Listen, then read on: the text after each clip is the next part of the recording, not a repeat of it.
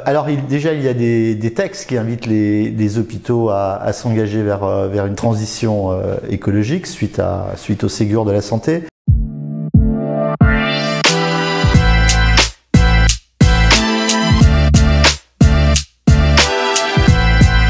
Au-delà des textes, il y a quelques sujets qu'il faut bien comprendre. Le premier, c'est que l'hôpital est producteur de déchets.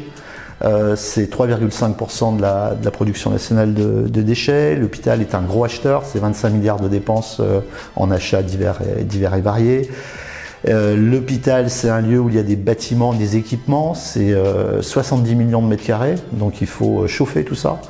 Donc ça veut dire que c'est 12% de la consommation de l'énergie nationale. Et parmi ces 12%, il y a 60% qui sont liés au chauffage et à la climatisation. L'hôpital, c'est de l'eau. La consommation d'eau par lit en fonction d'un lit de réanimation et d'un lit de court séjour varie de 400 à 1200 litres par jour et par lit. Et tout ça parce qu'il y a de la stérilisation, il y a de la blanchisserie, il y a de la restauration. Et l'hôpital, c'est un lieu où on se déplace, donc c'est de la mobilité. Il y a 1 million de professionnels qui travaillent à l'hôpital par jour, donc ils doivent se rendre sur leur lieu de travail. Et l'hôpital accueille par an 1 million de patients et d'accompagnants.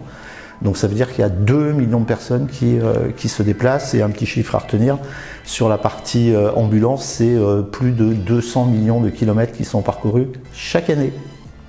Donc ces différents points font que s'intéresser à la transition écologique est un vrai sujet pour les hôpitaux.